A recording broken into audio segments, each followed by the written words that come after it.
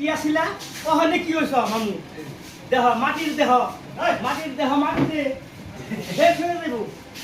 এগুলা চিন্তা ভাবনা করে চলন লাগবো হ্যাঁ পকেট বুঝাই টাকা এখন পকেট ফাঁকা মামা হাসান না মিশা কও আল্লাহ দেওয়ার মালিক আল্লাহ হ্যাঁ দানীয় বস্তু টাকা